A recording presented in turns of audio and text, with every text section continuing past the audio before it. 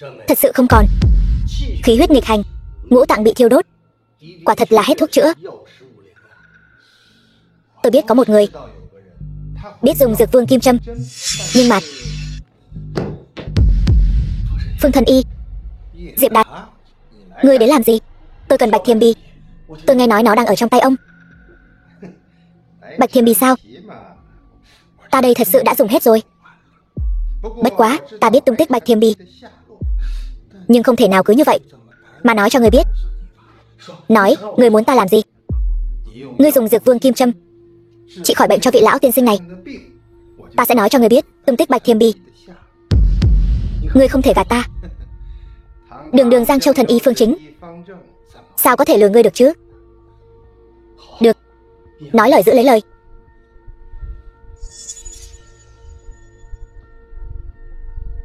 Viện trưởng, hắn thật sự là dược vương kim châm. Nhìn hắn như vậy, trẻ như thế, sao có thể có được bí thuật như vậy chứ? Tuy rằng rất không muốn thừa nhận, nhưng hắn đích thực có biết. Chúng ta cứ nhìn xem.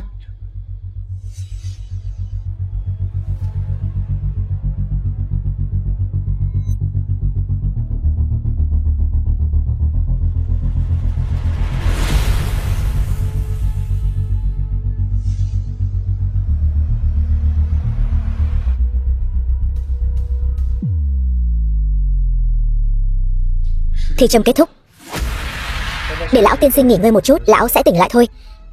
Rồi sau đó mấy ngày nay, mỗi ngày dùng nhân sâm và hoàng kỳ cỡ ngón tay cái cho lão bồi bổ nguyên khí, không bao lâu nữa là khỏi hẳn.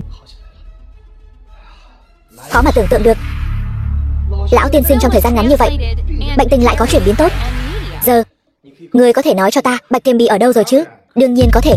Truyền thuyết kể rằng Bạch Thiềm Bì ở cực hàn chi địa, được tìm thấy ở sâu trong lòng đất. Người mau đi tìm đi. Được, đa tạ. Viện trưởng, sao ông có thể cứ thế dễ dàng nói cho hắn biết Bạch Thiềm Bì ở cực hàn chi địa chứ? Ông có biết cực hàn chi địa ở đâu không? Không biết. Ở vùng lòng chảo phía bắc của Bắc Cảnh. Cái gì? Phía bắc Bắc Cảnh?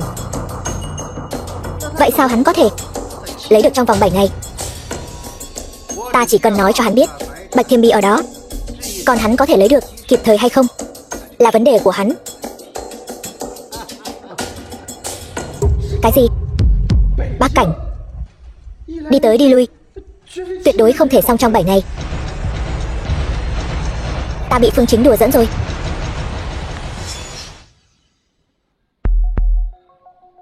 Phương Thần Y, cha tôi tình hình thế nào rồi? Có Phương Thần Y ra tay, đại tướng quân cứ yên tâm, lão tiên sinh đã bình an vô sự rồi. Phương Thần Y, thật sự cảm tạ. Tấm bài vị này được làm bằng vàng ròng, do chính tay ta ký tên. Bài vị Giang Châu đệ nhất thần y, xin tặng cho ngài. Không dám nhận.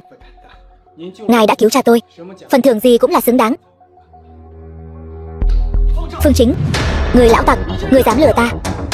Bạch Thiềm Bì ở Bắc Cảnh, 7 ngày ta căn bản không lấy được. Diệp huynh, người đang nói gì vậy? Chuyện gì vậy? Hắn vừa lừa ta, nói ta chỉ cần chữa khỏi bệnh cho lão nhân trên giường, hắn sẽ nói cho ta biết tung tích Bạch Thiềm Bì. Ăn nói nhảm nhí. Thằng nhãi này chẳng có chút y thuật nào. Ôn lão tiên sinh, rõ ràng là do tôi chữa khỏi. Nói tóm lại là tung tích Bạch Thiềm Bì ta đã nói cho ngươi rồi. Ngươi không đi lấy lại còn trách ta. Ngươi rõ ràng biết phụ thân ta chỉ còn 7 ngày, vậy mà còn phái ta đến Bắc Cảnh. Ngươi rõ ràng đang đùa dẫn ta. Ngươi đừng hòng. Thôi được rồi. Diệp huynh, là ngươi cứu phụ thân ta. Đây là phụ thân ngươi sao? Phải. Hôm qua tôn phụ đột nhiên phát bệnh, mới đến bệnh viện phương Tế này.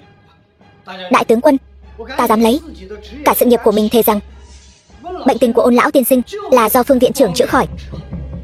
Ta, lũ đạo đức giả các ngươi. Ôn lão tiên sinh, rõ ràng là ta dùng thuật châm cứu trả giá bằng chính mình để chữa khỏi. Vớ vẩn. Ngươi dựa vào việc là họ hàng xa của đại tướng quân mà ở đây ăn nói hàm hồ, còn vu oan giá họa ta nói dối. Đại tướng quân, kẻ như vậy không xứng làm huynh đệ của ngài. Đại tướng quân, xin đừng tin bọn chúng. Hai vị, nếu hai vị đều nói đã chữa khỏi cho phụ thân ta, vậy có bằng chứng gì không? Ta có thể chứng minh y thuật của mình. Vậy ngươi muốn chứng minh thế nào? Cứu được Ôn lão tiên sinh, ta dùng kim châm bí thuật của Dược Vương, ta có thể chứng minh ta biết loại bí thuật này. Phương Thần Y, ông biết chứ? Cái này đương nhiên là biết. Ngươi muốn so tài thế nào?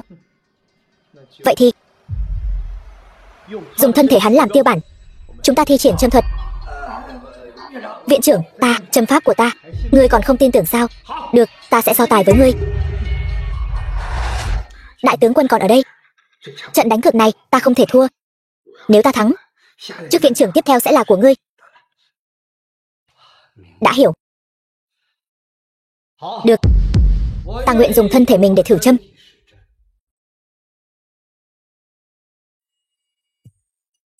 Kim châm này của ta đâm xuống, nửa người ngươi sẽ tê liệt, không thể động đậy.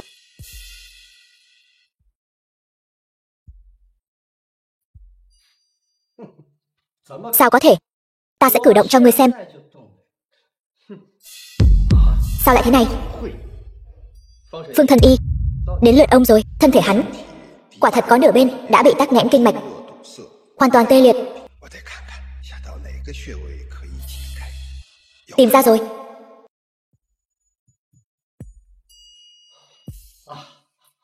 Ta cử động được rồi. Ngươi xem kìa. Chỉ vậy mà cũng tính là châm xong rồi sao? Phương Thần Y, xem ra cũng không tính là khỏi hẳn. Nếu ông không còn cách nào khác thì ván này ông thua rồi. Không phải vậy. Đại tướng quân, ngài không biết, tiểu tử này ra tay hiểm độc. Một mũi kim đâm vào thân thể phó viện trưởng, làm hỏng rồi. Ta khó khăn lắm mới khiến phó viện trưởng cử động được, nhưng muốn ông ấy hoàn toàn cử động được, bình phục, phải cần 1 tháng điều dưỡng. Nếu ta một mũi kim có thể chữa khỏi cho ông ấy thì sao? Ngươi lại ở đây nói hưu nói vượn. Bệnh này dễ mắc, khó khỏi. Ngươi một kim đâm phó viện trưởng bị liệt nửa người. Ta dám nói, ngươi tuyệt đối không có cách nào một kim đâm cho ông ấy khỏi bệnh. Ta tất nhiên có bản lĩnh. Ngươi đúng là đồ ngốc. Cho dù có thể chữa khỏi cho ta cũng sẽ không biểu hiện ra. Xem ngươi lấy gì mà thắng. Phó viện trưởng, bây giờ còn cử động được không? Vẫn không cử động được, thậm chí còn khó chịu hơn lúc trước. Viện trưởng Phương châm cứu cho ta. Xem ra ván này viện trưởng Phương thắng rồi. Vậy phó viện trưởng, ông hãy dùng nửa người trước kia ông có thể cử động, thử xem.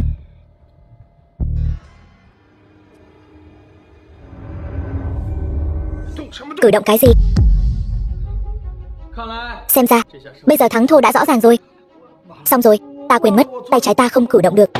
Ngươi còn dám nói ta không chữa khỏi tay ngươi? Đại tướng quân, ngài nghe tôi giải thích. Còn giải thích gì nữa? Phương Chính, y thuật ngươi không giỏi thì thôi, vậy mà còn dám lừa gạt ta, thật là to gan.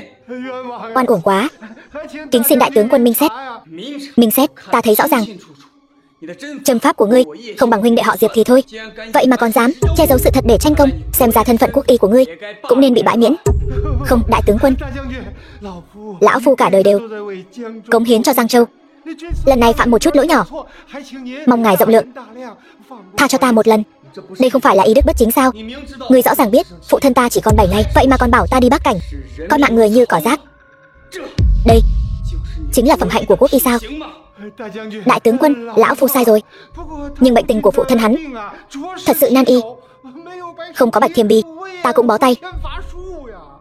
Dù sao đi nữa, ngươi lừa gạt là sự thật, là quốc y, ngươi không có phẩm hạnh tự phụ. Bây giờ bản tướng quân sẽ bãi miễn chức quốc y của ngươi. Cái gì? Phương Thần Y, bây giờ ngươi không còn là quốc y nữa, còn bệnh viện Phương Tế này vốn là tài sản của quốc y, bây giờ giao cho Diệp huynh quản lý. Diệp huynh, bệnh tình của phụ thân ta đành phải làm phiền ngươi rồi. Yên tâm, cứ giao cho ta. Lão phu khổ tâm kinh doanh bấy nhiêu năm ở bệnh viện này, lại giao cho, đủ rồi. Ngươi bây giờ đã không còn tư cách ở lại đây nữa. Đại tướng quân, tôi Phương lão, mời đi cho.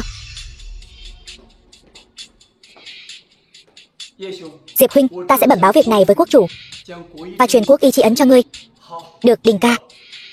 Dù sao, chúng ta cũng là huynh đệ mà.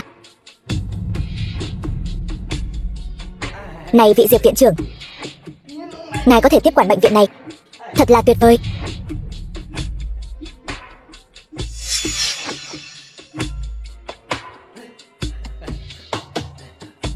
Ta vừa rồi đều là bị ép buộc, sau này có gì cần cứ gọi ta bất cứ lúc nào. Ta không quên chuyện ngươi vừa diễn với ta đâu. Ta đều là bị lão già này ép ép buộc. Lão già này, ngày thường ở trong bệnh viện này, tác oai tác quái, ta nào dám phản kháng. Phương Chính đã làm những chuyện gì? Lão già này nịnh bợ quyền quý. Bệnh nhân bình thường sau khi vào bệnh viện này bị vắt kiệt rồi thì không chữa nữa, còn nói người ta không có tiền. Cho nên tình hình kinh doanh của bệnh viện này ngày càng sa sút, càng ngày càng tệ. Thực ra bệnh viện này bây giờ chỉ là cái vỏ rỗng thôi. Chả trách nhà họ Phương sa sút đến mức phải vay tiền ta để vượt qua khó khăn. Hóa ra là do lương tâm đã hoàn toàn mục ruỗng. Diệp viện trưởng, ta biết trước đây mình đã làm rất nhiều chuyện sai trái. Ta hy vọng ngài có thể cho ta một cơ hội để ta sau này hành y cho tốt, để chuộc lại lỗi lầm trước đây mà ta đã gây ra. Nhìn vào thái độ thành khẩn của ngươi, ta tạm thời sẽ không động đến chức phó viện trưởng của ngươi, nhưng ngươi phải nói cho ta biết ở đây có bạch thiềm bì không? Tôi quả thật có nghe nói lão già này từng cất giữ bạch thiềm bì, chắc là ở trong mật thất của hắn, nhưng người thường không vào được. Chìa khóa ở trên tay hắn. Tiêu rồi, Phương Chính hiện giờ đang ở đâu? Hắn ta chắc là đang ở văn phòng viện trưởng thu dọn đồ đạc.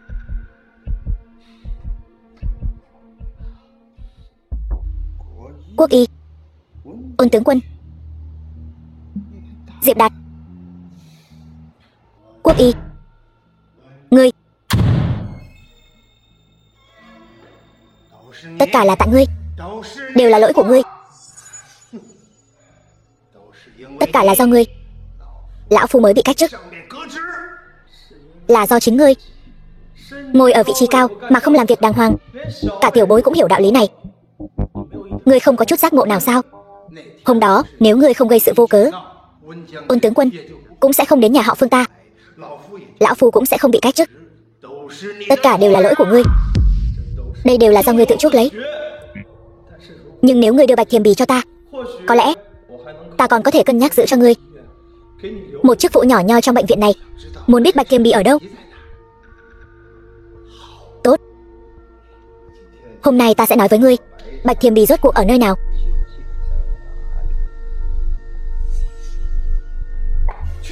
Muốn biết thì đi hỏi Diêm Vương đi.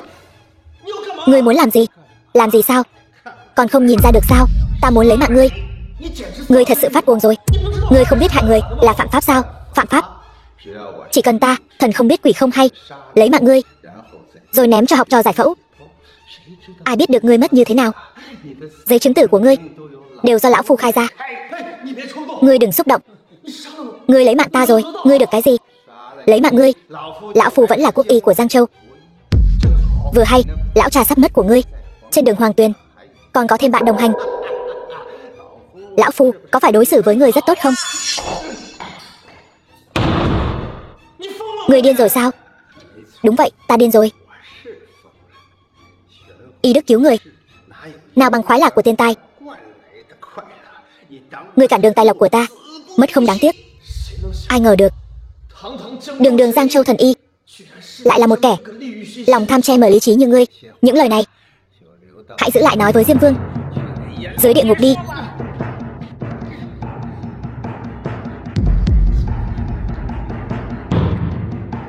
Cửa sao bị khóa rồi?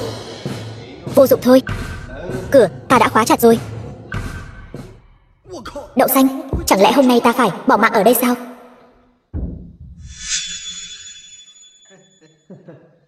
Lão tặc, ngươi có biết có một chân lý gọi là phản diện mất mạng vì lắm lời không? Xem châm. Chỉ bằng mấy cây kim châm cứu này, ta đã dùng kim phong bế huyệt bách hội, huyệt khí hải và huyệt phong chỉ của ngươi. Ngã xuống cho ta.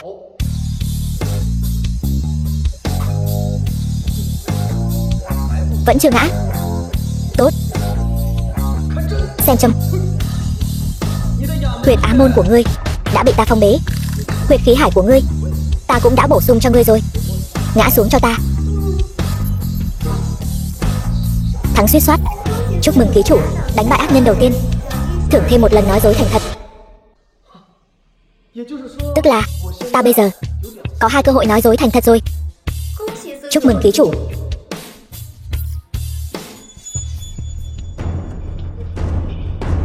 Nói bạch thiềm bì ở đâu? Nói ra ta sẽ thả ngươi tự do. Không nói. Ngươi cứ chờ tàn phế cả đời đi.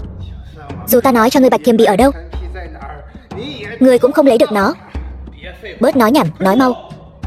Nó ở trong tay bang chủ Mạnh Hổ Bang. Khoan đã, ngươi vẫn chưa giải Kim Châm Phong huyệt cho ta. Chẳng lẽ ngươi không muốn biết cha ngươi tại sao lại trúng độc sâu như vậy sao? Nói, rốt cuộc là chuyện gì?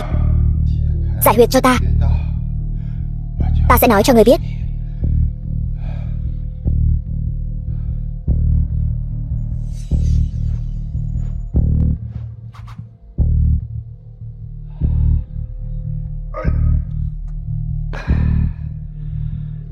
Nói, rốt cuộc là chuyện gì? Chuyện này phải kể từ 3 tháng trước. Vậy cha ta trúng độc thế nào? Kịch độc chế xong, chắc chắn phải dùng người thử thuốc. Tuổi cha ngươi vừa đúng bằng tuổi mục tiêu, cho nên Tiền Khả Minh đã dùng cha ngươi thử thuốc. Ngươi đường đường là thần y, tại sao lại đồng ý với hắn làm loại độc dược hại người này? Lão phu nếu không đồng ý, e rằng đã không sống đến ngày hôm nay. Vừa giữ được mạng, lại có được 500 triệu. Lão phu tại sao phải từ chối? Đó cũng không phải lý do để ngươi đánh mất lương tâm. Chuyện của lão phu không cần ngươi xen vào. Ngươi nếu muốn lấy Bạch Thiềm Bì giải độc cho cha ngươi, thì hãy đi tìm Mạnh Hổ Bang. Còn có lấy được hay không thì xem bản lĩnh của ngươi. Mạnh Hổ Bang ở đâu? Tiền Khả Minh chính là đường chủ của Mạnh Hổ Bang. Ngươi có thể đi hỏi hắn. Tiền Khả Minh. Phương Nhã.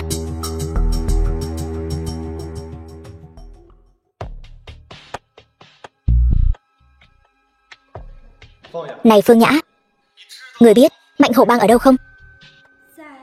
Ở bên hồ. Chỗ người từng làm kỳ cọ, vậy mà lại ở bên hồ.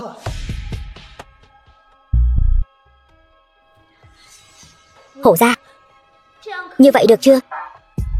Không được. Ngươi chỉ làm được chút chuyện nhỏ này mà đã đòi công sao? Hổ ra cho ngươi thể diện đấy. Xin lỗi Hổ ra, ta sai rồi. Thôi được rồi, lỗi lầm của Phương gia các ngươi, ta tạm thời không truy cứu. Đợi giải quyết xong Diệp Đạt phiền phức này đã.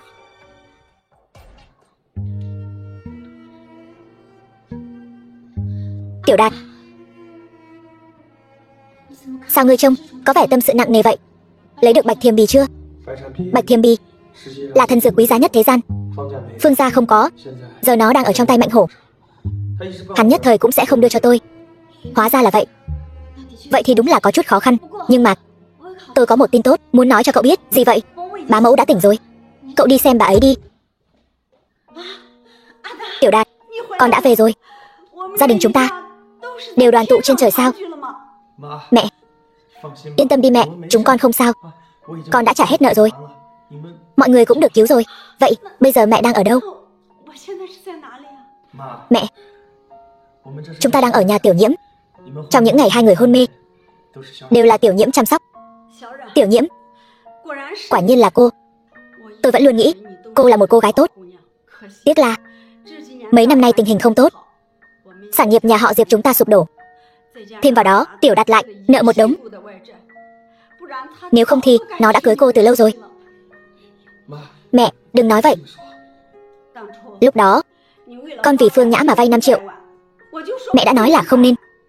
Bây giờ con thấy chưa, nhà chúng ta gặp nạn, rốt cuộc ai sẽ giúp đỡ? Mẹ, con biết Tiểu Nhiễm tốt, con sẽ trân trọng cô ấy. Biết vậy là tốt rồi.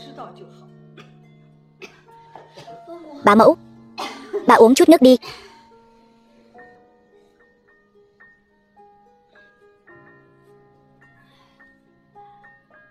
Tiểu Đạt, con xem ba con kìa, sao vẫn chưa tỉnh vậy? Này bá mẫu, bá phụ vốn đã có bệnh nền, tình hình khá phức tạp, vài ngày nữa chắc sẽ tỉnh thôi. Tốt, vậy thì tốt. Bá mẫu, hay là bà nghỉ ngơi trước đi, tôi và Tiểu Đạt sẽ đi hỏi bác sĩ về tình hình của bá phụ. Đúng rồi. Được. Tiểu Nhiễm, vậy thì làm phiền cô rồi. Không sao đâu.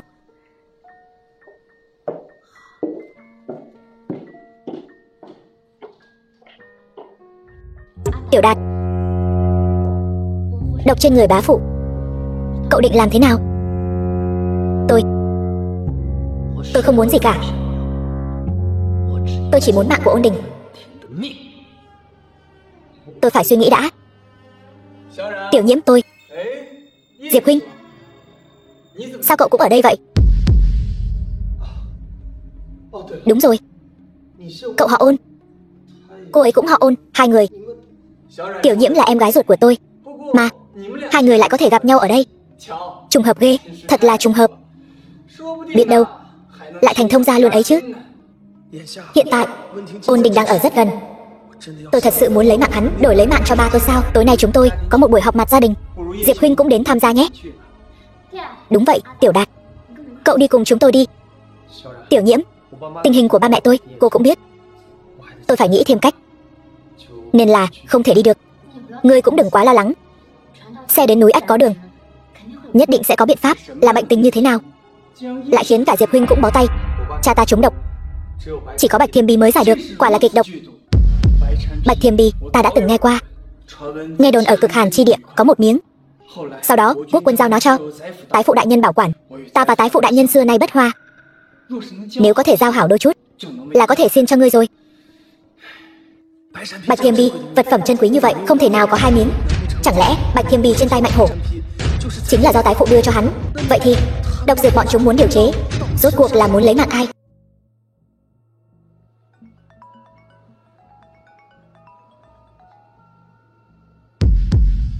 Phương Nhã, gọi tôi giờ này làm gì?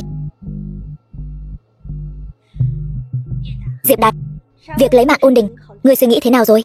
Ta nói cho ngươi biết, ta không thể nào đáp ứng ngươi. Nếu đã vậy, ta cũng không tiện nói gì. Nhưng mà nếu ngươi bằng lòng trả lại bệnh viện của Phương gia, ta có một cách có thể giúp cha ngươi kéo dài thêm vài ngày. Cái gì? Đến Phương gia tìm ta, mang theo giấy tờ đất.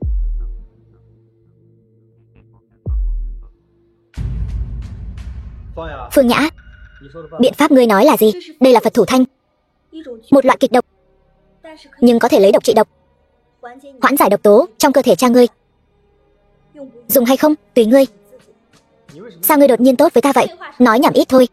Đưa giấy tờ đất cho ta.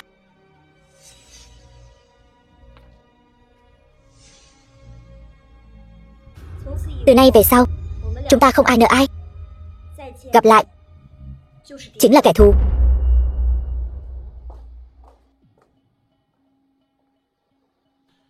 Mẹ.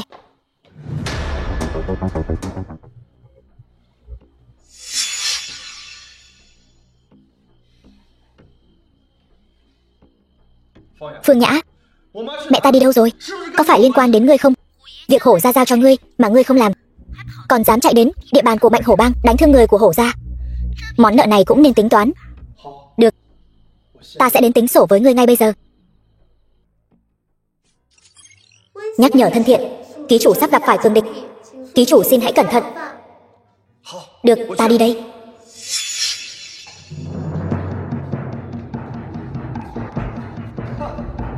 Đây chẳng phải Diệp Đạt sao? Can đảm lắm, đơn thương độc mã xông vào bên hồ. Nói, có phải ngươi bắt cóc mẹ ta không? Ở đây không được động thủ, ngươi đừng làm loạn. Ngươi nói hay không, nhóc con? Ngươi đã hiểu rõ chưa? Đây là địa bàn của Mạnh Hổ bang, tốt nhất đừng quá phách lối. Vậy thì sao? Tiền Khả Minh ngươi, ta vẫn cứ đánh.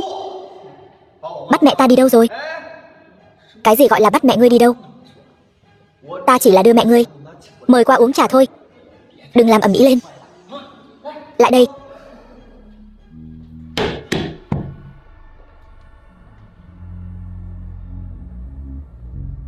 Quỳ xuống. Ngươi nói gì? Ta bảo ngươi quỳ xuống. Quỳ xuống. Không nghe thấy hay là không có tai vậy? Ngươi là cái thá gì? Bảo ta Diệp Đạt quỳ xuống. Ta quỳ trời quỳ đất quỳ cha mẹ. Ngươi Tiền Khả Minh là cái giống gì? Ngươi nếu không quỳ xuống, ta sẽ không nói cho ngươi biết mẹ ngươi ở đâu. Ngươi tự lo liệu đi.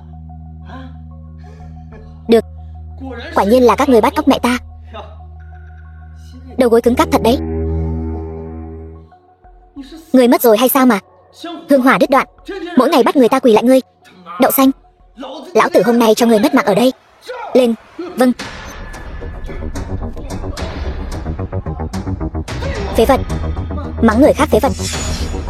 Bản thân ngươi chẳng phải cũng bị ta đánh cho quỳ xuống cầu xin tha thứ sao? Đường chủ không phải nói bị Ôn đại tướng quân đánh sao? Sao lại khác với những gì tên nhóc này nói vậy? Ngươi câm miệng cho ta. Ta hỏi ngươi lần cuối cùng, quỳ hay không quỳ?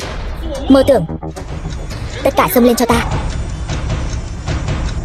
Tất cả. Căn bản không đủ trình. Xông lên.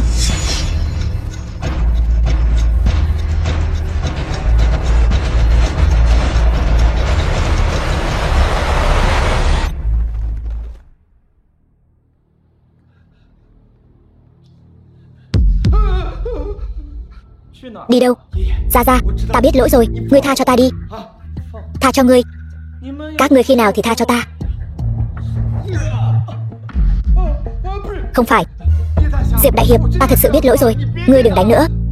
Đánh nữa, ta thật sự không chịu nổi nữa. Ta đau lắm rồi. Ngươi vừa nói đánh không lại ta là phế vật. Không phải, ta là phế vật. Ta mới là phế vật. Ngươi tha cho ta đi. Vừa rồi, chẳng phải còn rất ngông cuồng sao? Bây giờ, sao lại hèn như con chó thế này? Không, ta là chó. Ta vốn dĩ là chó. Vậy ngươi sủa 2 tiếng nghe thử. Ta. Gâu. Dậy đi. Bây giờ, có thể dẫn ta đi tìm mẹ ta chưa? Được. Ta bây giờ dẫn ngươi đi. Mạnh tiên sinh, ngài nói có thể cứu lão gia nhà tôi, là thật sao? Dĩ nhiên là thật. Biện pháp thì ta có. Bất quá, điều này còn phải xem thành ý của người nhà họ Diệp các ngươi. Chỉ cần có thể cứu ông chồng nhà tôi, muốn tôi làm gì cũng được. Các ngươi đều nghe thấy chưa? Bà ta nói bà ta làm gì cũng được. Được thôi, bà già. Vậy ngươi quỳ xuống cầu xin ta. Ta sẽ cứu ông ta. Được, Mạnh tiên sinh, tôi quỳ xuống cho ngài. Tôi cầu xin ngài. Cầu xin ngài cứu ông chồng nhà tôi. Cầu xin ngài cứu ông chồng nhà tôi. Được.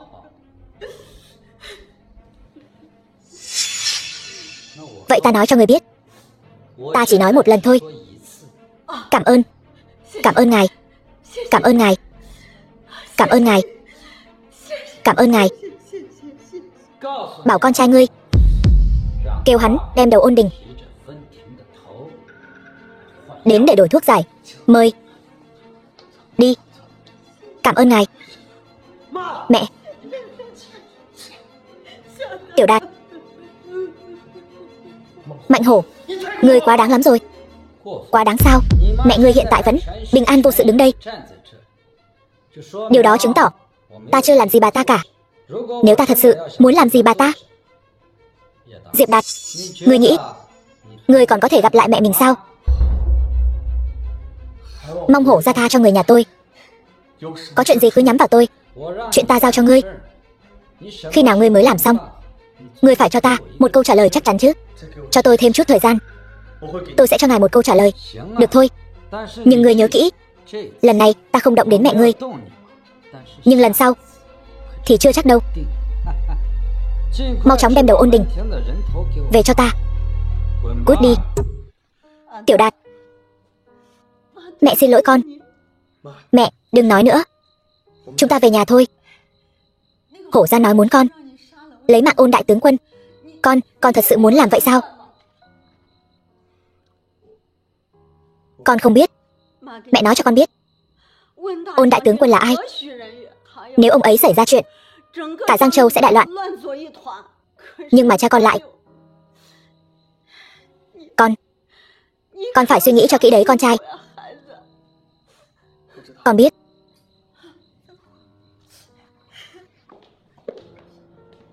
Tiểu Đạt, cậu và bá mẫu đang đi dạo gần đây sao? Đúng. Thật là trùng hợp, vừa hay gặp hai người về. Tôi đi chăm sóc lão gia. Tiểu Đạt, hai người cứ trò chuyện đi. Được.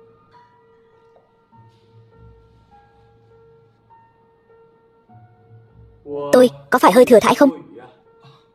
Dĩ nhiên là không. Thật ra, tôi có vài lời quan trọng muốn nói với đại tướng quân. Chuyện gì vậy? Mạnh hổ của Mạnh Hổ Bang muốn tôi lấy mạng ngài. Mạnh Hổ Bang lại muốn lấy mạng ta sao? Một lũ ô hợp dưới trướng tể tướng mà thôi. Tiểu Đạt, rốt cuộc là chuyện gì vậy? Chuyện này phải kể từ khi cha tôi trúng độc. Đáng ghét. Thì ra là vậy. Mạnh Hổ Bang thật là quá đáng. Nhưng mà Tiểu Đạt, tôi có một kế hoạch có thể giúp cậu cứu bá phụ. Cái gì? Bệ hạ, vị này chính là thần y Diệp Đạt mà thần đã từng đề cập. Phụ thân của thần chính là do cậu ta dùng kim châm cứu chữa khỏi. Còn tên Phương Chính khốn nạn kia cũng là do cậu ta vạch trần. Kính xin bệ hạ ban quốc y tri ấn cho Diệp Đạt. Đứng dậy. Vâng. Chuyện này ta cũng có nghe qua. Không ngờ về kỹ thuật châm cứu lại có thể vượt qua Phương Chính. Vậy mà là một người trẻ tuổi. Thật là tuổi trẻ tài cao. Quốc quân quá khen. Ta chỉ là may mắn thôi. Không cần khiêm tốn. Bệnh tình của Ôn lão ta cũng biết chút ít. Lúc đó ông ấy chỉ còn thoi thóp. Vậy mà giờ có thể xuống giường đi lại được. Có thể thấy y thuật của ngươi thật cao siêu.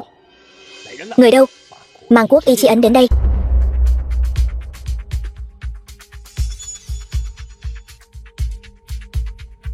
Diệp Đạt, ngươi không chỉ y thuật cao minh mà còn khiêm tốn lễ độ. Nay ta ban cho ngươi quốc y tri ấn, phong ngươi làm quốc y. Mong ngươi hành y tế thế, cứu vớt vạn dân khỏi bệnh tật. Tạ ơn quốc quân. Đứng dậy. Tiểu Đạt, từ hôm nay ngươi chính thức trở thành quốc y.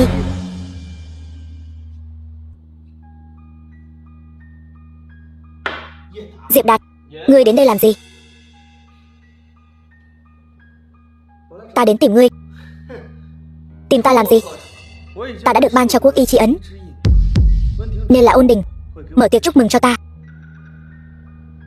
Vậy thì sao? Ta định trong buổi tiệc sẽ hạ độc Ôn Đình, cùng loại độc tố dùng trên cha ta, gấp 3 liều lượng, chạm máu là mất mạng. Thế nào?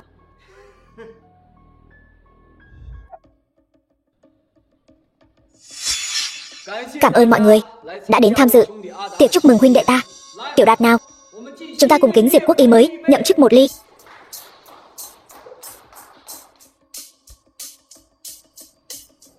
Tiểu Đạt, chúc mừng ngươi.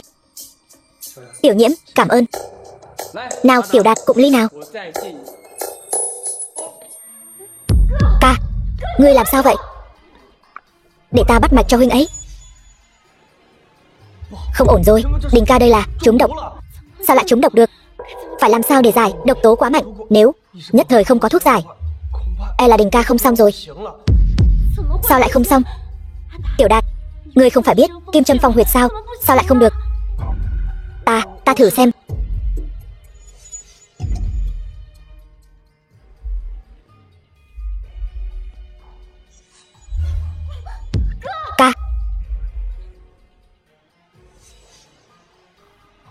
Ca ta sao không còn thở nữa rồi? Tiểu Đạt, ngươi mau cứu huynh ấy đi. Xin lỗi, độc tố này quá mạnh, ta cũng không còn cách nào. Diệp Đạt, ta bảo ngươi cứu ca ta, ngươi cứu huynh ấy sớm lại đi. Tiểu Nhiễm, thật sự xin lỗi, ta bất lực rồi. Cái gì? Đại tướng quân cứ như vậy mà mất rồi sao? Giang Châu này sau này phải làm sao đây? Ca, huynh đừng bỏ muội lại mà. Ca,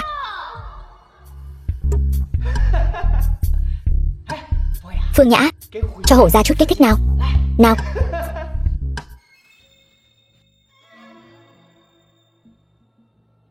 Hổ ra, chuyện ngài giao ta đã làm xong. Ôn Đình, ta đã lấy mạng. Cái gì? Người thật sự đã lấy mạng Ôn Đình? Ôn đại tướng quân, người thật to gan lớn mật. Mạnh Hổ, ngươi đang nói gì vậy? Là ngươi bảo ta lấy mạng Ôn Đình. Ta muốn Bạch Thiềm Bi. Ngươi bây giờ hãy đưa cho ta. Hổ ra khi nào đã nói lời như vậy? Phương Nhã, ngươi có nghe thấy không? Ta không có. Không có. Bạch Thiềm Bi là bảo vật quý giá như vậy, ngay cả hổ gia cũng chưa từng có được. Hắn làm sao có thể cho ngươi lời hứa kỳ lạ như vậy chứ? Các ngươi lừa ta. Lừa cái gì? Chúng ta khi nào đã lừa ngươi? Diệp Đạt, nói năng làm việc phải có chứng cứ. Ngươi có chứng cứ không? Đúng vậy, Diệp Đạt. Ngươi không có chứng cứ thì đừng có vu oan giá họa. Cái này sẽ phải chịu tội đấy. Đúng rồi, ta muốn nhắc nhở ngươi một câu. Lấy mạng Ôn đại tướng quân, tội đáng chu di cửu tộc đấy. Lũ vong ân bội nghĩa các ngươi. Lúc đầu ta không nên tin các ngươi. Đúng rồi, huynh đệ của ta vừa rồi đều nghe thấy cả rồi, là ngươi hạ độc Ôn đại tướng quân. Bây giờ chắc đã báo Lục Phiến môn rồi. Không bao lâu nữa sẽ có người đến bắt ngươi. Nếu ta là ngươi, lúc này ta đã chạy rồi. Mạnh Hổ, Tiền Khả Minh, Phương Nhã, các ngươi quá đáng lắm rồi. Diệp Đạt, ngươi đừng quên, ngươi còn có mẹ còn sống đấy. Diệp Đạt, ngươi thật to gan, còn muốn động thủ với Hổ gia. Cũng không nghĩ xem mẹ ngươi có mấy cái mạng để đến đây. Đúng vậy, ngươi vẫn nên ngoan ngoãn xuống mổ đi. Nếu không, cả nhà ngươi không một ai có thể sống sót. Tại sao? Tại sao? Tại sao? Ngươi vừa mới cùng Hổ gia bắt đầu đối đầu thì đã định sẵn kết cục như vậy rồi. Vậy kết cục của các ngươi thì sao? Hôm nay ta nói rõ luôn, các ngươi nhất định sẽ không có kết cục tốt đẹp. Vậy đợi ngươi mất rồi thì hãy nhìn xem chúng ta hưởng vinh hoa phú quý, sống lâu trăm tuổi, kết cục tốt đẹp nhé. Chúng tôi nhận được tin báo của mật thám nói kẻ hại đại tướng quân ở ngay tại đây. Là ai? Chính là hắn. Các ngươi sẽ gặp báo ứng.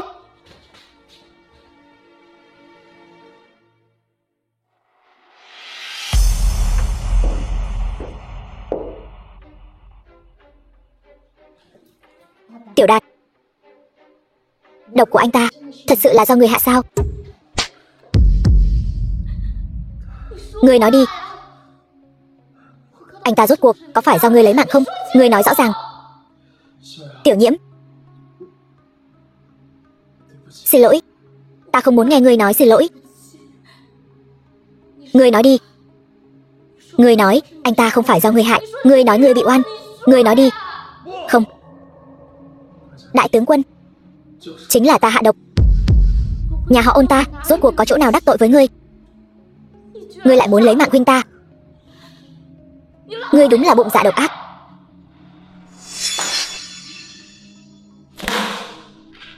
Đều là lỗi của ta. Ta bởi vì cứu cha ta nên mới bị tên Mạnh Hổ kia lừa gạt. Nếu có kiếp sau, ta nhất định làm trâu làm ngựa đền đáp cho ngươi. Ta không cần ngươi đền đáp. Ta muốn ngươi trả huynh ta lại cho ta. Xin lỗi. Ngươi ngoài xin lỗi ra còn có thể nói gì nữa? Ta thật sự rất hối hận. Ta lại từng yêu một nam nhân như ngươi. Kiếp sau, ta không muốn gặp lại ngươi nữa.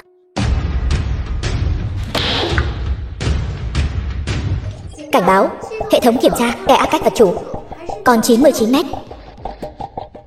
Là ai? Nhưng cũng không sao.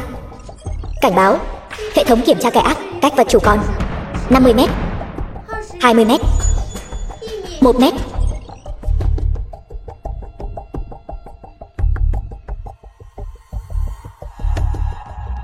Ngươi là ai? Ta tên là Trần Duy Tinh. Hân hạnh được gặp. Rất vui được gặp ngươi. Gặp ta thì có gì mà vui? Diệp Đạt, quốc sư đại nhân nói chuyện, ngươi tốt nhất nên cung kính cho ta. Ngươi chính là Giang Châu quốc sư Trần Duy Tinh, bậc trí giả thần quỷ khó lường trong truyền thuyết. Diệp Đạt, ta rất cảm tạ ngươi giúp ta trừ khử cái gai ôn đình trong mắt ta này, thậm chí không tiếc hy sinh tính mạng của mình. Thì ra ngươi vẫn luôn đang tính kế ta. Lần này ta thua không oan. Đúng vậy. Nếu không có chỉ thị của quốc sư đại nhân, lão tử sớm đã bắn nát ngươi rồi. Nhưng ta không ngờ ngươi vậy mà lại có thể lấy mạng ôn đình cho bọn ta. Diệp Đạt, Ta rất hài lòng với ngươi. Trước khi hành hình, ta sẽ cho ngươi làm một con ma hiểu rõ bản thân mình đã mất mạng như thế nào. Sao? Ngươi còn muốn ta phải cản tạ ân đức sao? Quốc sư đại nhân thật là nhân từ. Trần Duy Tinh, nếu ngươi muốn ta làm ma hiểu chuyện, vậy thì ngươi nói rõ ràng đi. Tại sao muốn ta lấy mạng Ôn Đình? Ngươi và hắn có thù oán gì? Vậy thì ta nói thật cho ngươi biết, chúng ta với đại tướng quân không có thù hận gì. Chỉ là đại tướng quân cản đường chúng ta. Đường gì? Diệp Đạt, ngươi có tư cách gì hỏi thăm những bí mật này? Các người rất rõ, sau 2 giờ nữa ta chính là người phải mất mạng. Người đã khuất là người giữ bí mật tốt nhất, không phải sao? Đúng vậy. Nói cho người cũng không sao. Mạnh Hổ, người nói đi. Vậy người nghe cho kỹ. Tể tướng đại nhân kinh doanh Giang Châu nhiều năm như vậy, mà Quốc quân lại chỉ là một tên phế vật chỉ biết ký tên. Hắn dựa vào cái gì? Các người muốn mưu phản. Đúng vậy. Nhưng mà ngươi nên thấy may mắn, vì sức mạnh bản thân đã cống hiến cho Tân Quốc. Đây là vinh hạnh của ngươi. Vậy chuyện này thì có liên quan gì đến Ôn Đình? Quốc quân, hắn ỷ vào việc mình nuôi dưỡng một Ôn gia nên mới an ổn ngồi ở cái vị trí này bao nhiêu năm. Ta nói cho ngươi biết, Ôn Đình hắn phải mất mạng. Ngươi hiểu chứ? Tôi hiểu rồi. Ta cũng hiểu rồi. Ôn Đình, ta rất lấy làm lạ. Ta rốt cuộc có gì mà phải mất mạng? Thì ra là có kẻ lòng lang dạ sói muốn xoán ngôi. Người đâu? Bắt bọn chúng lại. Thả ta ra.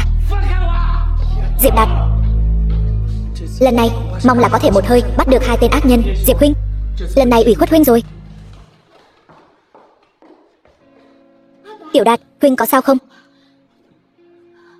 Ca ca ta đã nói với ta rồi, là ta đã trách lầm huynh. Ta không sao đâu Tiểu Nhiễm. Muội đánh ta, ta chẳng thấy đau chút nào. Không sao là tốt rồi. Nhưng có vài người thì nên có chuyện. Khoan đã, ngươi không được đụng vào ta. Trần Duy Tinh, lời ngươi vừa nói ta nghe rõ một. Phải, ta đúng là có nói vài lời, nhưng ta là quốc sư, chỉ có tái phụ đại nhân và quốc quân mới có thể thẩm tra ta. Đại tướng quân, ngươi e là không có quyền này đâu. Đúng vậy, ta đúng là không có quyền này, nhưng không có nghĩa là ngươi không có tội. Người đâu? Giam bọn chúng lại. Thả ta ra.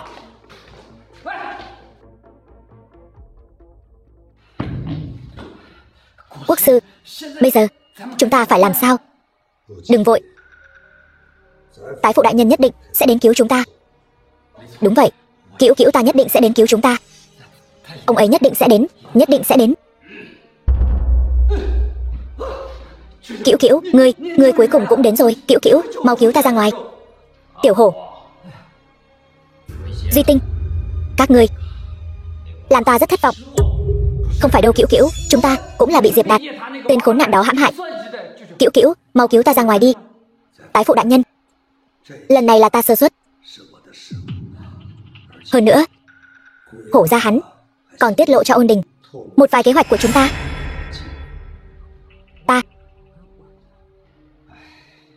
Thôi vậy, hôm sau ta sẽ vì hai ngươi đi cầu xin quốc quân. Cảm ơn Cữu Cữu. Tiểu Hổ, Cữu mẫu của con đặc biệt làm cho con ít bánh ngọt, con cứ nếm thử đi. Dạ. Cảm ơn Cữu Cữu. Cữu Cữu,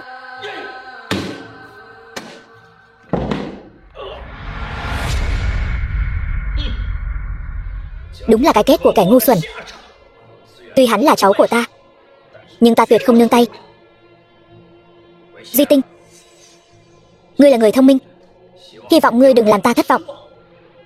Ngươi hiểu không? Thần tuân mệnh. Tiểu Đạt, bọn họ nói con hạ độc đại tướng quân, có thật không? Mẹ, Mẹ đừng nghe người ngoài nói bậy, đó đều là tin giả. Chúng ta đều bình an, không sao là tốt rồi. Vậy cả người ngươi đầy thương tích này là sao? Gì? Chỉ là chút ngoài ý muốn. Con sẽ giúp Tiểu Đạt xử lý ngay. Được.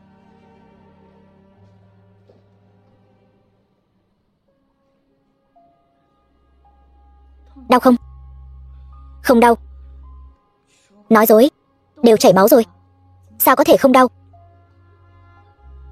Tiểu Nhiễm, tôi chịu được. Thật đấy, cô đừng lo cho tôi. Anh giữ tay tôi rồi. Tôi làm sao mà lau vết thương cho anh được? Xin lỗi. Ngốc nghếch.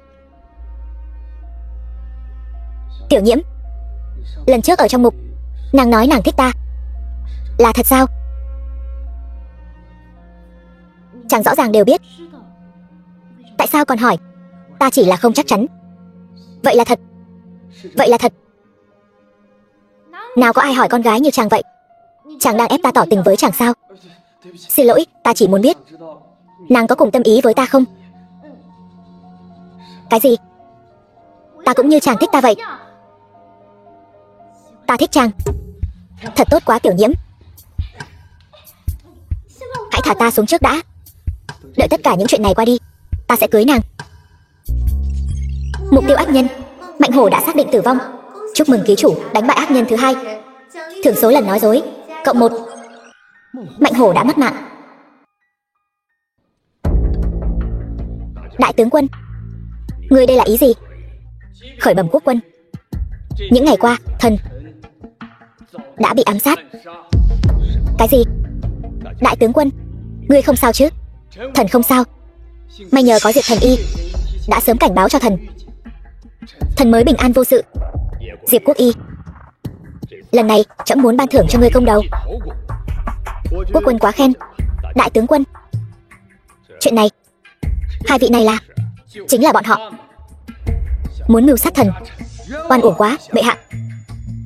Thần không có ý định lấy mạng đại tướng quân. Tất cả những chuyện này đều là Mạnh Hổ lén lút làm sau lưng thần. Chuyện này, quốc sư, rốt cuộc là chuyện gì đang xảy ra? Quốc quân, sự việc là thế này. Mạnh Hổ trước đây là bạn tốt của tôi, biết được tôi và đại tướng quân bất đồng chính kiến, vì muốn lấy lòng tôi liền lén lút ám sát đại tướng quân. Thật là đáng ghét. Thần đối với chuyện này hoàn toàn không hay biết. Nói dối. Rõ ràng ngươi chính là chủ mưu đứng sau, xúi giục Mạnh Hổ vì muốn bịt miệng mà lấy mạng hắn. Ngươi ngậm máu phun người. Ngươi có bằng chứng gì? Ngươi có bằng chứng chứng minh ta xúi giục hắn, bảo hắn tự kết liễu sao? Rõ ràng là ngươi đang lẫn lộn phải trái, đảo lộn trắng đen. Tiểu Đạt, ngươi bình tĩnh một chút. Quốc quân, thần biết, lần này thần thật sự đã làm sai. Thần sau này mới biết, sau khi đại tướng quân mất thảm, Mạnh Hổ lại làm ra hành động tàn nhẫn như vậy. Cho nên tối hôm qua hắn mới sợ tội tự kết liễu. Tội của thần xin bệ hạ trách phạt. Mạnh Hổ vừa mất mạng, quả thật là mất không đối chứng. Nghe quốc sư nói vậy, đúng là không có gì sai. Đại tướng quân, thần có mặt, ngươi thấy sao? Thần và quốc sư luôn bất đồng chính kiến. Lần này quốc sư cũng không làm gì quá đáng, thần cũng không bị liên lụy. Chỉ bằng chuyện lớn hóa nhỏ, chuyện nhỏ hóa không. Cảnh cáo, ác nhân đang tới gần.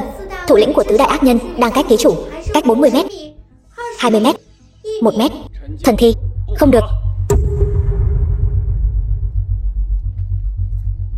Tái phụ đại nhân, ngài đến rồi. Quốc quân, quốc sư lần này quả thật phạm sai lầm lớn. Nếu không phải hắn đem chuyện triều đình nói cho Mạnh Hổ, Mạnh Hổ cũng sẽ không đối với đại tướng quân hạ thủ tàn nhẫn như vậy.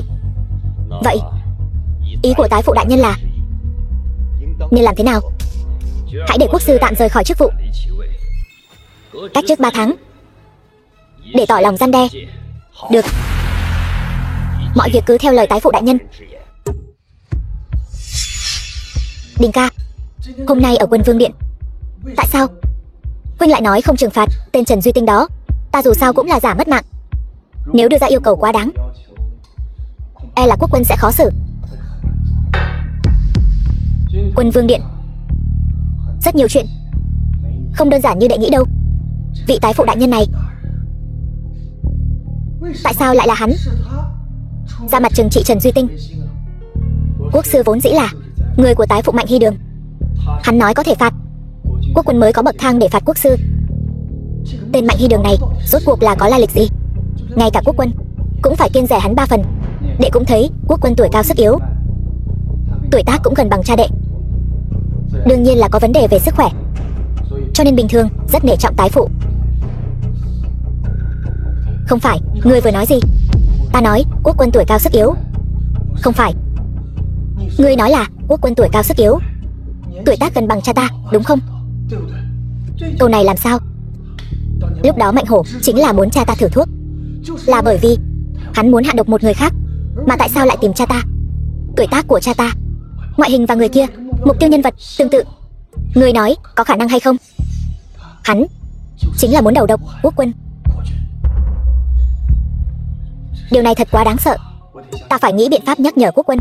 Ngoài ra, Trần Duy Tinh từ nhiệm quốc sư nhất chức, e rằng có âm mưu khác. Mạnh Hổ bang bên đó, Tiểu Đạt, ngươi phải thay ta để ý hơn rồi. Yên tâm đi Đình ca, cứ để ta lo. Bất kể là vì cứu cha ta hay là vì hoàn thành hệ thống nhiệm vụ, ta đều phải đi gặp mặt Mạnh Hy Đường và Trần Duy Tinh. Xin chào, hoan nghênh quang lâm. Trịnh Đại Hoa, ngươi không nhận ra ta sao? Diệp tiên sinh, Trần tổng đã ở bên trong, đợi ngươi đã lâu. Khi nào thì trở nên lễ phép đến mức này rồi? Đều là Trần tổng dạy dỗ tốt. Ta với tư cách là nhân viên công tác câu lạc bộ bên Hồ, lẽ ra phải có một tố chất như vậy. Diệp tiên sinh, mời vào bên trong.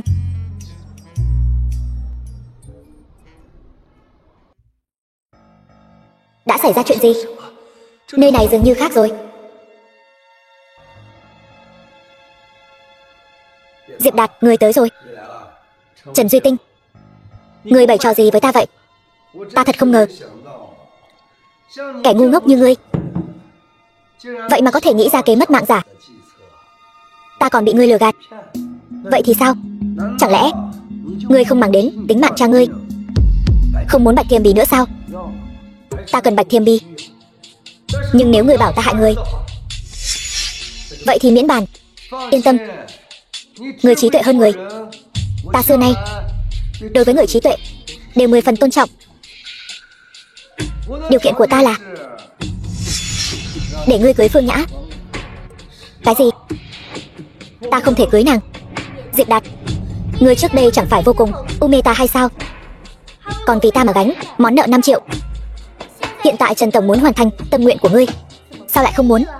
Đúng vậy, ngươi bất quá chỉ là một gã xoa bóp nhỏ bé ở bên Hồ. Nhã Nhã bằng lòng gả cho ngươi, tổ tiên cũng đã vô cùng mãn nguyện. Ngươi có lý do gì để từ chối? Ta có người con gái mình thích, ta không thể cưới nàng. Vậy nếu như thế, Bạch Thiềm Bì ta sẽ không thể cho ngươi. Các ngươi tại sao cứ nhất quyết ép ta làm những điều ta không muốn làm? Vậy chỉ có thể để Lạnh Tôn thống khổ thêm ít ngày nữa. Nếu Diệp tiên sinh đã có người trong lòng, vậy ta cũng không thể cưỡng cầu. Tiễn khách. Dạ.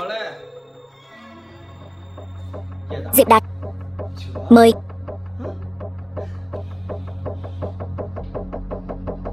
Trần tổng, tại sao người nhất định muốn ta gả cho tên phế vật Diệp Đạt đó? Sơn nhân tự có diệu kế, chỉ cần ngươi ngoan ngoãn nghe lời, đến lúc đó tái phụ đại nhân nhất định sẽ không bạc đãi ngươi và Phương gia các ngươi. Vậy thì đa tạ Trần tổng. Ta thật sự phải vì cứu cha ta mà phụ lòng tiểu nhiễm sao? Nhưng mà chuyện kết hôn này lại không thể làm giả được. Nếu xuất hiện sơ hở, ta không những không lấy được Bạch Thiềm Bì, mà còn chỉ có thể trơ mắt nhìn cha ta mất mạng. Tiểu Đạt, người thật sự ở đây? Tiểu nhiễm, sao nàng lại chạy tới tìm ta? Hôm nay là sinh nhật của chàng mà. Sao vậy? Chàng không vui sao? Không có, ta chỉ là rất vui, rất bất ngờ. Nàng vậy mà vẫn nhớ sinh nhật ta, chính ta cũng quên mất rồi. Chàng là bận rộn đến hồ đồ rồi. Tiểu Đạt, ta biết gần đây chàng rất vất vả. Độc của bá phụ một ngày chưa giải, thì chàng một ngày cũng không thể vui vẻ lên được. Nhưng dù sao, hôm nay cũng là sinh nhật chàng. Ta vẫn hy vọng có thể cùng chàng đón sinh nhật thật tốt. Cảm ơn nàng, Tiểu Nhiễm. Đúng rồi, ta làm cho chàng một cái bánh kem. Chúng ta tìm một chỗ ăn nó nhé. Được. Tiểu Nhiễm, nàng đối với ta thật tốt quá. Để ta.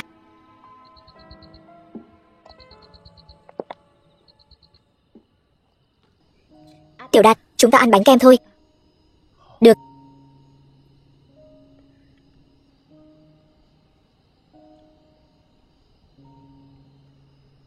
Sao vậy? Không ngon sao? Chàng ăn chậm quá. Không phải không ngon. Ta chỉ là muốn ăn chậm một chút. Như vậy ta có thể ăn lâu hơn một chút nếu chàng thích. Lần sau ta lại làm cho chàng. Tiểu Nhiễm, nàng không cần phải đối xử tốt với ta như vậy.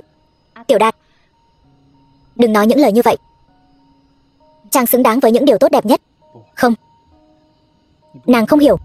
Tiểu Đạt, có phải chàng vì chuyện của bá phụ mà buồn không? Phải.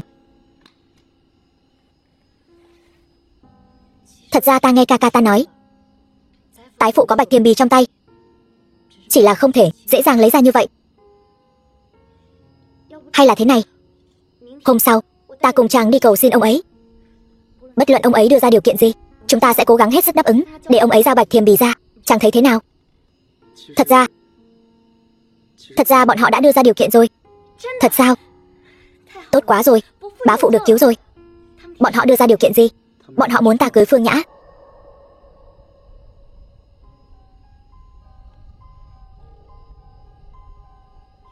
Thì ra là vậy. Ta đã nói mà. Sao chàng lại đột nhiên buồn bã? Ta hiểu rồi. Nàng hiểu cái gì? Ta sẽ chúc phúc cho hai người. Dù sao, trước kia chàng thích Phương Nhã tỷ tỷ như vậy, bây giờ có thể ở bên nàng ấy, lại còn cứu được mạng bá phụ. Đây là kết quả tốt nhất rồi. Nhưng người ta thích là nàng mà. Đừng nói lời ngốc nghếch nữa. Chẳng lẽ chàng muốn bỏ mặc mạng sống của bá phụ mà ở bên ta sao? Chúng ta đều đã trưởng thành rồi, không thể tùy hứng nữa. Ngươi và Phương Nhã tỷ ở bên nhau rất tốt. Diệp Đạt, ta đi đây. Ta chúc phúc cho hai người. Tiểu Nhiễm,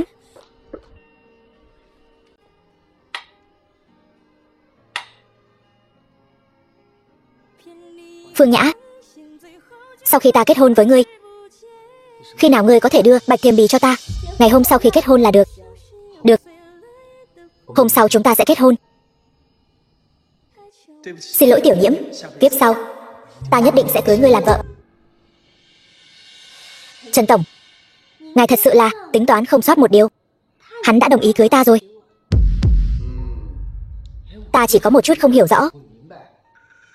Điều kiện ngài đưa bạch thiềm bì cho hắn chỉ đơn thuần là để Tiểu Nhã gả cho hắn. Tại sao ngài lại đối xử tốt với hắn như vậy? Đúng vậy, Trần tổng. Tại sao ngài nhất định phải để ta gả cho tên phế vật đó? Ta thật uất ức. Ngài nỡ sao? Ta để ngươi gả qua đó đương nhiên không phải vì chuyện này. Còn có sắp xếp khác. Sắp xếp gì? Rốt cuộc là chuyện gì? Nhất định phải để Tiểu Nhã gả cho hắn, sau đó mới có thể làm. Các người căn bản không hiểu. Người thân thiết nhất này mới có thể làm ra chuyện tổn thương nhất. Tiểu Nhã, người nhất định phải trở thành vợ của hắn. Như vậy mới có thể giúp ta làm một việc. Việc gì? Kim châm tẩm độc. Đây là ý gì? Thể chất của quốc quân mắc bệnh hàn. Tối qua ta xem thiên tượng, tối mai chắc chắn sẽ có một trận đại loạn. Với thể chất của quốc quân, nhất định hàn thấp khó chịu, bệnh cũ tái phát.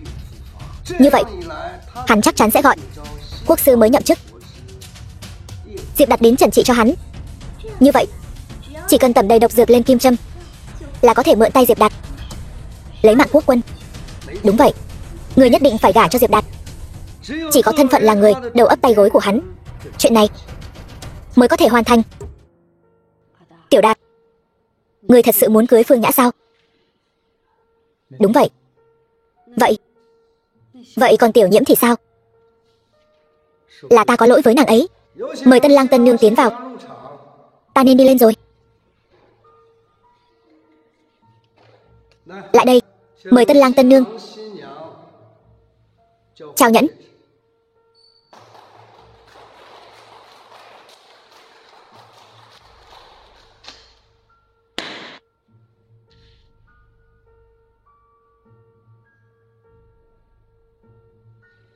Hôn lễ kết thúc.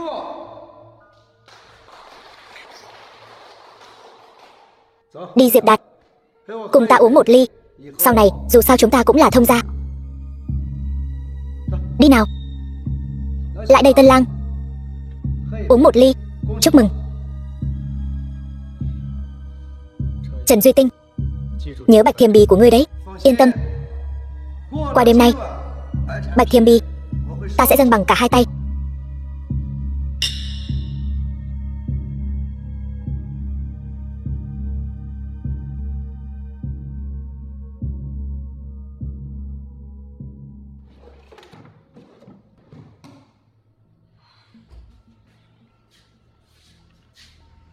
Phương Nhã, ngươi đang làm gì ở đây? Không có gì, ta có một chiếc khuyên tai không tìm thấy, ta tìm thử xem.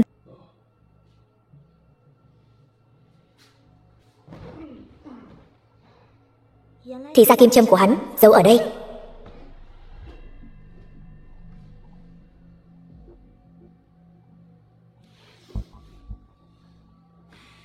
Ngươi làm gì vậy? Tiểu Đạt, chúng ta đều đã thành thân rồi. Đương nhiên là làm chuyện vợ chồng nên làm rồi. Đừng chạm vào ta, cút.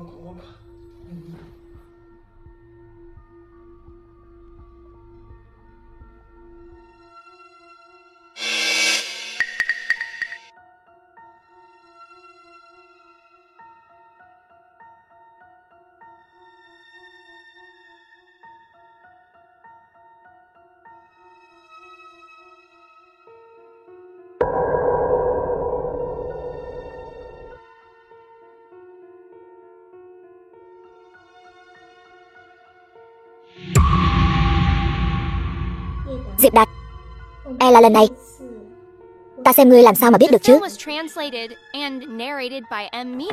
Diệp Quốc Y, quốc quân lâm trọng bệnh, mời ngài mau đến Quân Vương điện trần trị. Tiểu Đạt, mau tỉnh dậy. Tiểu Đạt, sao vậy? Quốc quân bệnh rồi, cần ngươi đến trần trị cho quốc quân. Cái gì? Quốc quân bệnh rồi. Mau đi đi, ta ở nhà đợi ngươi.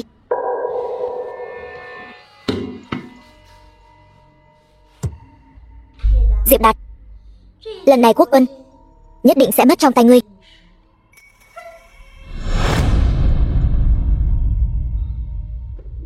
Tiểu Đạt, mau lên. Quốc quân cả người nóng như lửa đốt. Mau dùng kim châm của ngươi trị liệu. Tiểu Đạt, nhanh lên, hàn chứng của quốc quân tái phát nặng rồi, mau dùng kim châm của ngươi trị liệu. Được. Khoan đã. Quốc mẫu Giang Châu, Phương lão thần y đâu?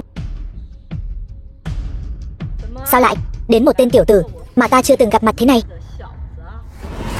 Bẩm quân hậu, Tiểu Đạt là huynh đệ của tôi, tính mạng của gia phụ cũng là do hắn cứu. Y thuật của hắn nhất định có thể khiến quốc quân khỏe lại. Nếu Ôn tướng quân đã nói vậy, ta tạm tin hắn một lần. Ngươi thì châm đi. Đa tạ quân hậu tin tưởng.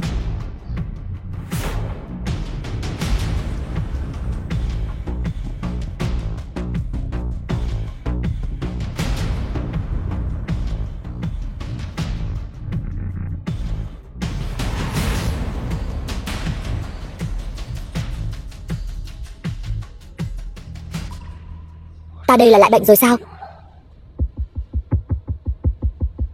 Diệp Quốc Y, đa tạ ngươi đã trần trị cho ta. Tiểu Đạt, châm cứu chi thuật của ngươi thật đáng kinh ngạc. Chỉ một kim mà đã có thể khiến quốc quân tỉnh lại, thật sự khó mà tưởng tượng nổi. Một kẻ nhỏ tuổi như ngươi, vậy mà lại có y thuật tinh diệu thuần thục đến thế. Quân hậu quá khen, ta cũng chỉ may mắn được Dược Vương chân truyền một chút mà thôi.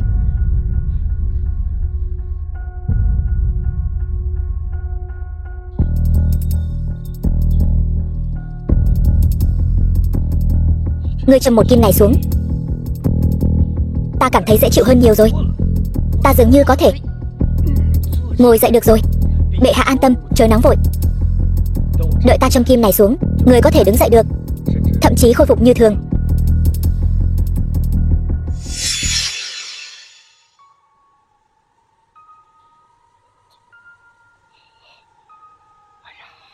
Ta quả thật cảm thấy khá hơn rồi.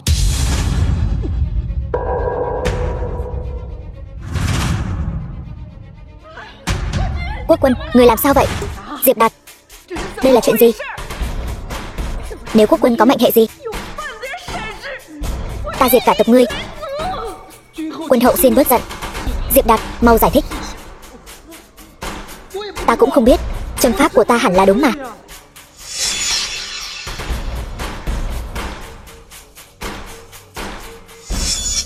Là Phương Nhã. Là Phương Nhã hạ độc châm của ta.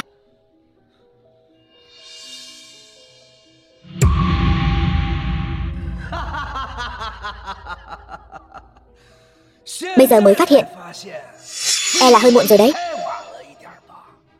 Ngươi tưởng ta tốt bụng ban cho ngươi một mối lương duyên tốt đẹp sao? Ta chỉ không ngờ ngươi lại dám dùng loại thủ đoạn hèn hạ bỉ ổi này. Là do ngươi kém cỏi, sao lại có thể trách người khác được? Quốc sư và tái phụ đại nhân đến đây, có chuyện gì vậy? Ôn Đình, nếu không phải người cứ bao che tên phế vật này, ta cũng không đến mức phải dùng loại thủ đoạn hèn hạ này. Việc đã đến nước này, nếu ngươi chịu quy phục ta, ta có thể cân nhắc tha cho các ngươi. Mạnh Hy Đường, ngươi quả nhiên là sói đội lốt kiều. Mạnh Hy Đường, ngươi xoán ngôi đoạt vị, trời khó dung tha.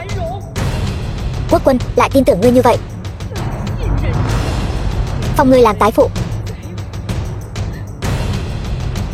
Quốc quân, người mau tỉnh lại đi. Tỉnh lại, trừng trị hắn đi. Tiểu Đạt, người mau nghĩ cách đi. Quốc quân còn một hơi thở, ta cũng còn số lần nói dối, có lẽ ta có thể cứu người. Được, ta thử xem.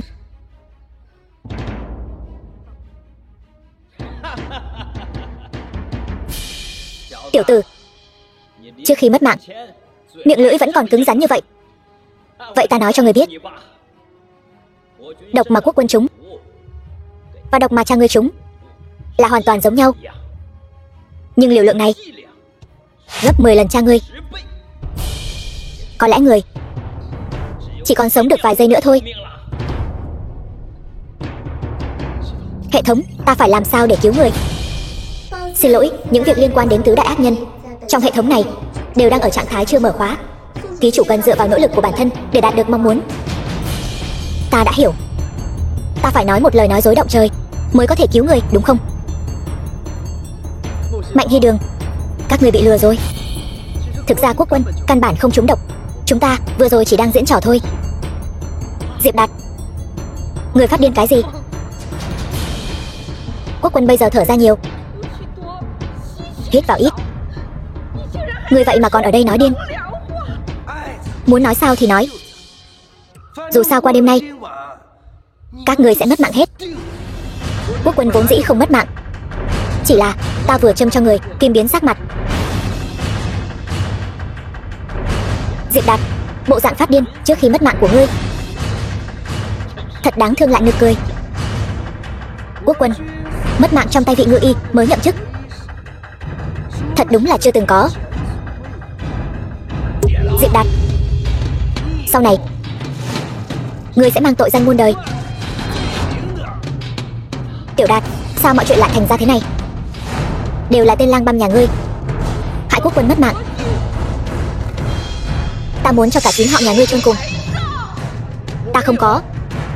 Quốc quân căn bản không có trúng độc, là ta lừa các ngươi. Các ngươi cứ nhìn đi, người sắp tỉnh lại rồi. Hệ thống, ngươi mau ra lệnh cho ta đi. Tiểu Đạt, ta rất mong những gì ngươi nói là thật, nhưng quốc quân, ngươi đã không còn thở nữa rồi. Quốc quân, Chúc mừng ký chủ, nói dối thành công. Trạng thái sinh mạnh của quốc quân khôi phục lại trạng thái trước khi bị trúng độc.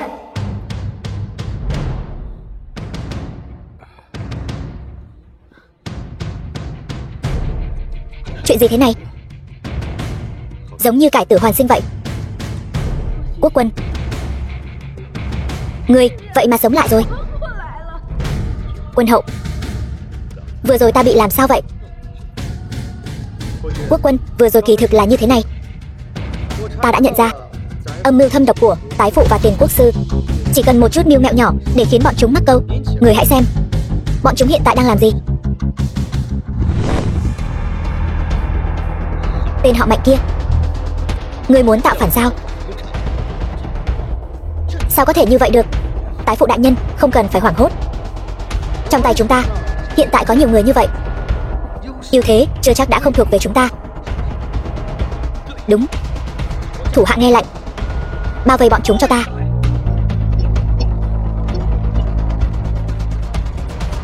Tái phụ,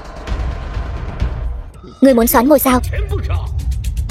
Bệ hạ yên tâm, chỉ cần có thần ở đây, bọn chúng không thể động đến người dù chỉ một chút. Ôn Đình, ngươi tưởng chúng ta không chuẩn bị cách đối phó người sao?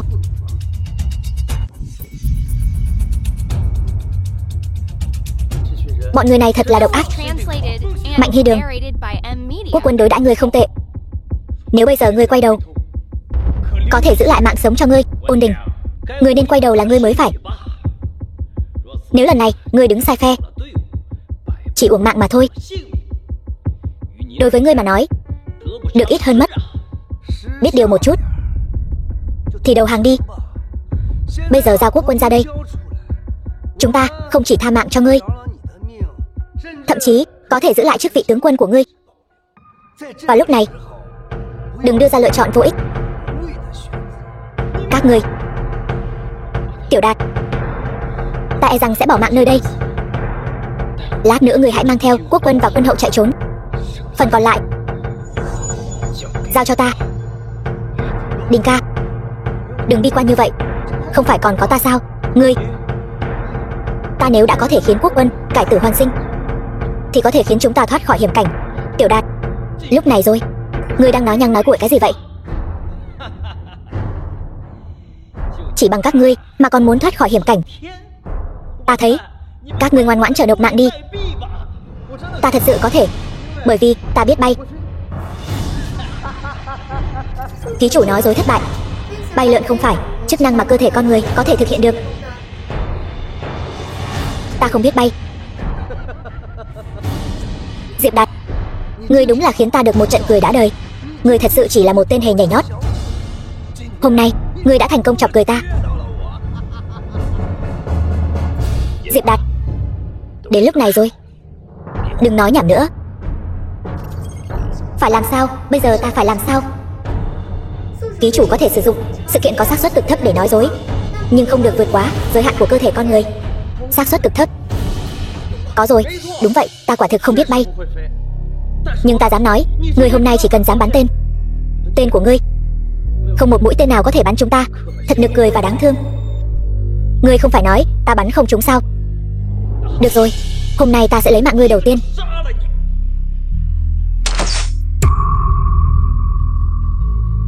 Chuyện gì vậy? Diệp Đạt này quả nhiên có chút kỳ quái. Cảnh cáo, Trần Duy Tinh độc ác, đã nhận ra kỹ năng của ký chủ, có xu hướng tin vào lời nói dối của ký chủ. Ký chủ hãy nhanh chóng điều chỉnh. Trần Duy Tinh này quả thật quá thông minh. Đúng vậy, ta quả thật kỳ quái. Ngươi có biết tại sao không? Rốt cuộc hắn vì sao? Những lời nói dù buồn cười đến đâu, cuối cùng đều sẽ thành hiện thực. Tiểu Đạt, ngươi thật sự có thể đưa chúng ta thoát khỏi đây sao? Chạy mau, đợi hắn kịp phản ứng, chúng ta sẽ tiêu chắc.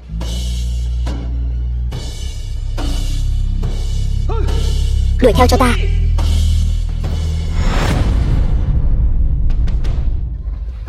Đứng lại. Các ngươi đừng lại đây. Tất cả huynh đệ của đại tướng quân sẽ đến ngay lập tức. Diệp Đạt, ta cũng mong họ ở đây.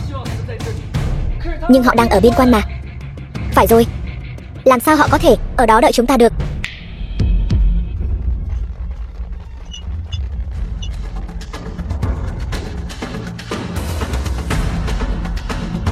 Tiểu Đạt, lời ngươi nói lại thành sự thật rồi.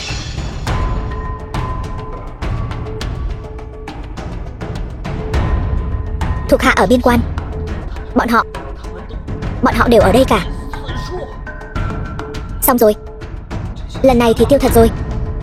Họ Mạnh, còn ngươi nữa, Trần Duy Tinh, hai người các ngươi âm mưu tạo phản, tội không thể sống. Trẫm ban cho hai người chém ngay lập tức. Khoan đã, Tiểu Đạt, ngươi muốn xin tha cho họ sao? Tôi không phải xin tha cho họ, tôi chỉ muốn biết tung tích của Bạch Thiềm Bi.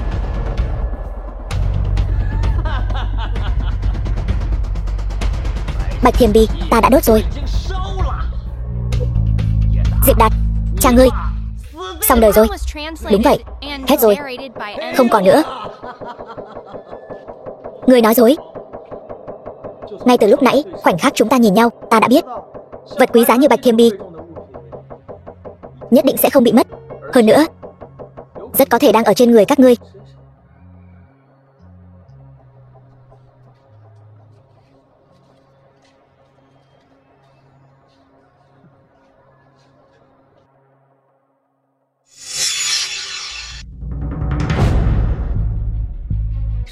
Là Bạch Thiềm Bi, cha tôi được cứu rồi.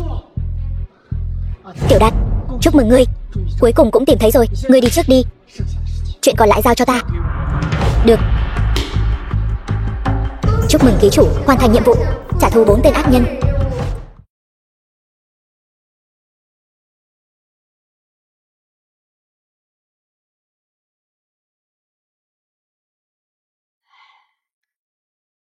Tiểu Nhiễm, thật ngại quá.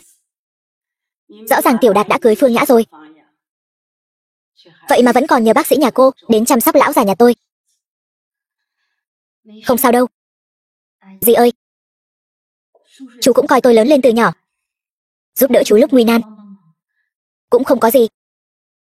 Thật đáng tiếc, Tiểu Đạt nhà chúng ta lại bỏ lỡ một cô gái tốt như cô. Thật đáng tiếc. Dì ơi, chuyện đã qua thì đừng nhắc tới nữa. Mẹ, Tiểu Nhiễm, tôi tìm được Bạch Thiềm Bi rồi. Thật sao? Đây là thật sao? Con trai, cha con có thể được cứu rồi. Hay quá.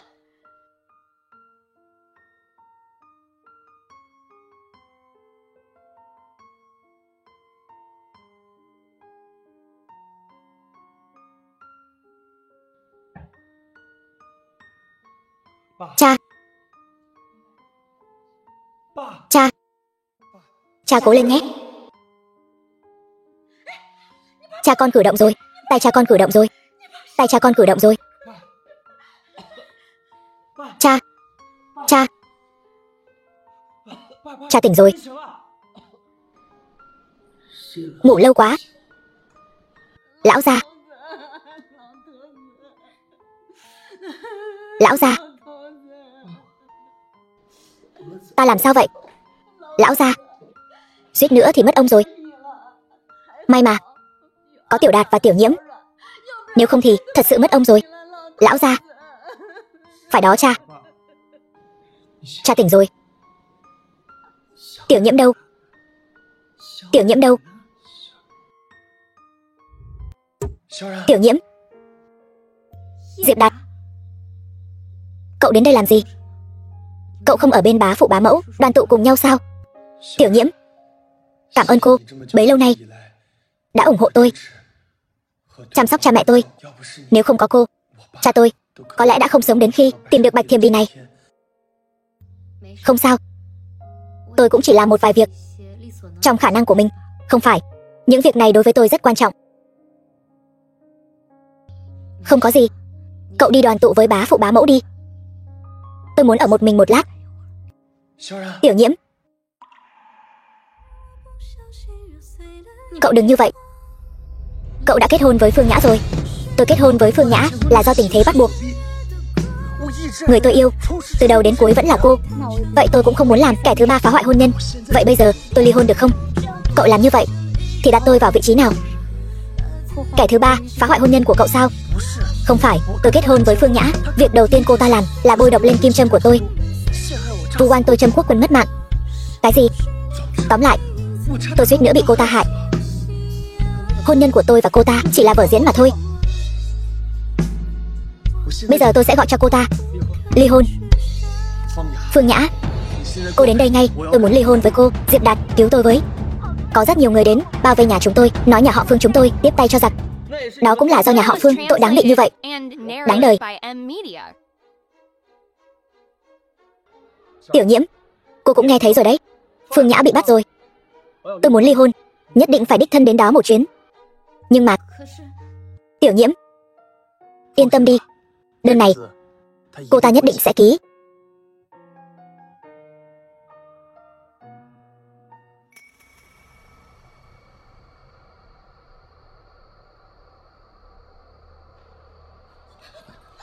Tiểu Đạt, cứu tôi với, tôi là vợ anh mà. Cô muốn ra tù không? Nếu muốn ra tù, hãy ký vào bản thỏa thuận này. Hợp đồng ly hôn. Tiểu Đạt, đừng, em yêu anh. Chẳng lẽ anh đối với em không còn chút cảm giác nào nữa sao? Nếu bây giờ ta đem chuyện ngươi đưa kim châm tẩm độc cho ta nói ra ngoài, ngươi sẽ bị trảm. Đến lúc đó, ngươi cũng chẳng có tư cách mà ký đâu. Tôi ký, tôi ký.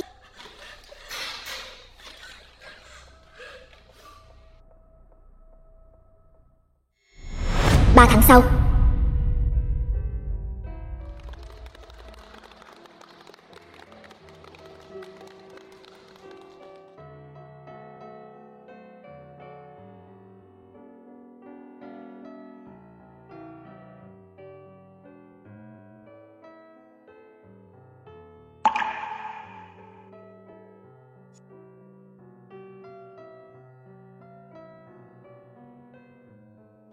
Tiểu Nhiễm, nàng có đồng ý lấy ta không? Ta đồng ý, ta đồng ý.